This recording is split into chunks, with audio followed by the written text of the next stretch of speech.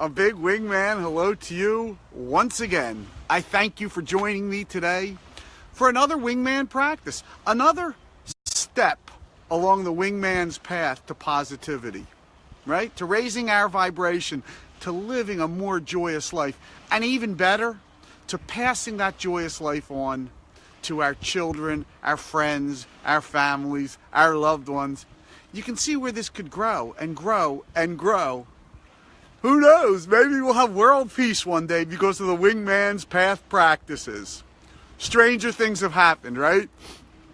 But I think, in my mind, I think that's actually possible because I know what can happen when each of us start getting happier, right? Start raising our vibration to where we're feeling a lot better about ourselves. And I think when that happens, we eliminate a lot of the hate in the world, a lot of the hate in us. Right? So often I think so much of the hate that's going on in this world is because people are just so angry at themselves, really. They start giving their responsibility away to someone else. But I'll go off on a whole tangent on that. So let's just get back to the practice, because the bottom line is we stay positive. We keep practicing with just a little bit of consistency. And I want to thank each of you, by the way, for joining me and really for sharing these practices, because I know what happens when they start growing and growing, and I thank you for that.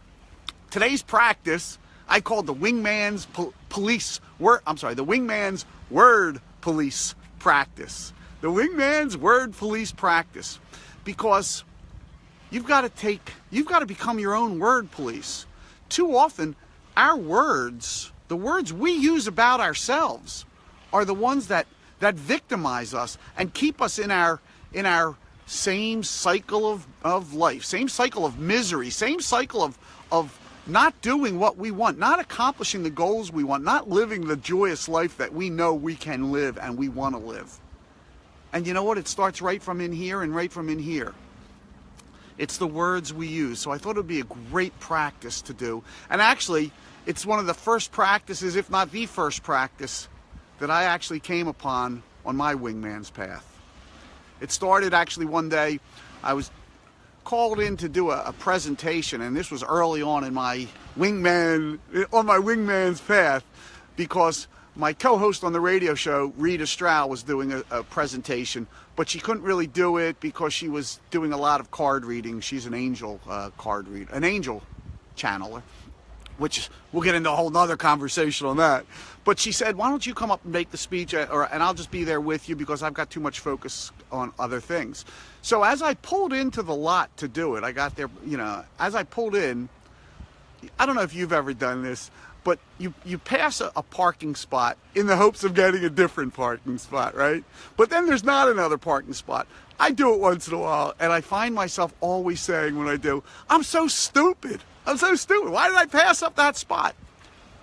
Now, what do you think that does to yourself when you're saying I'm so stupid? Or how about I'm too fat, I'm too old, I'm too poor, I'm too skinny, I'm too whatever, I'm too ugly, I'm not good enough. Whatever it is that you say to yourself that berates yourself and keeps you in this place of negativity, in this vibration of negativity.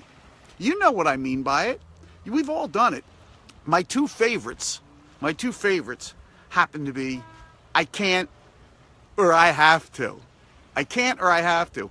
And I'll tell you how they came to me, because I remember a very good friend of mine who's passed on. We used to play cards at his house every day. His name was Coop. Every day. We'd play once a month at his house, and we were old high school friends. We had a whole group, and we would play all the time. Unfortunately, that game has passed on when he passed on. But I remember being on like some type of an eating plan at that point. And of course, we had a lot of hoagies and cheesesteaks at the card games. And I said something like, I'm not eating that stuff tonight. I'm not going to eat that stuff tonight. I brought a salad or something. And he said, you can't eat it? And I said, oh, I can eat it. I choose not to eat it. I choose not to. When you say the word can't, I want you to immediately replace it. Be your own word police, and I want you to immediately replace it with I choose not to. When you say the word I have to, I want you to immediately replace that with I choose to. It's your choice. You know, how often do you say in your life, oh, I can't join you today, I have to go to work? You don't have to go to work. You don't have to go to work. You choose to go to work. As a matter of fact, for many, it's an opportunity and it's a blessing to go to work. You choose to go to work. You don't have to. You just know the consequences if you don't go. And I think what happens is I know I do. I don't know if you guys do it all. I don't know if this is a great practice for you. I know it's been an amazing practice for me to get myself out of a victim mentality that I cause myself, right? That I cause myself by saying I can't do that. I choose not to. You start saying I choose not to, and you let me know how that feels. It's going to be a whole day-long practice. This isn't just a 1-minute practice. But let's just remind ourselves. Let's say to ourselves, I'm my own word police. I'm my own word police. Or how about my wingman word police practice?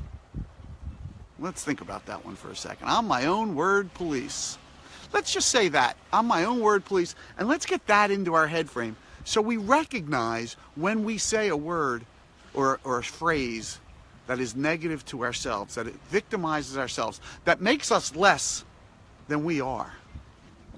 Because it's all our choice. We choose or we choose not to.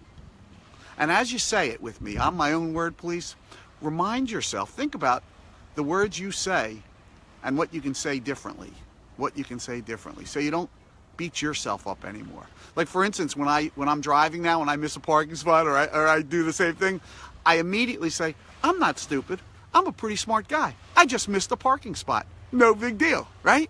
Come up with something to change so you don't keep victimizing yourself. Give it a shot. Let's say it with me for 1 minute. I'm my own word police. I'm my own word police. I'm my own word police. Gina, I love that. Talk to you like you're your best friend who loves you. I love that. I'm my own word police. Because if it was my best friend saying he can't do something, I'd say, yes, you can. If it was my best friend saying he has to do something, I'd say, no, you're choosing to do something. That's a great point. I thank you for that. I'm my own word police. I'm my own word police. I can do this. Is an easy practice. So it seems, right? See how many times it comes up during your course of the day where you recognize you saying something to yourself that's negative. And turn it around immediately. Start turning those words around immediately. And you'll find yourself further along the wingman's path to positivity, to achieving the life you dream of, to manifesting your desires and just being happier and more joyous. I'm my own word police. I thank you so much for joining me today. I appreciate you being here. I appreciate you sharing these practices because as we often talk about, I know and you know how important it is to surround ourselves and by sharing these practices, we get our people, our friends and family and loved ones and community who may be negative, and we start bringing them along with us on the wingman's path to positivity. So I thank you for sharing them. I thank you for being with me. By the way, tonight, I will be hosting the Talking Angels radio show. You can find it at www.talknangels, and I'm sure we'll talk about some practices. By all means, when you go on, it's an online blog talk radio show. It'll give you a phone number to call in. Give me a call so I'm not just talking the whole time by myself. And let's see what's going on, and we'll have a great time. I thank you for joining me. Have a wonderful day. Your wingman, Michael, from Belfast, Maine, signing off.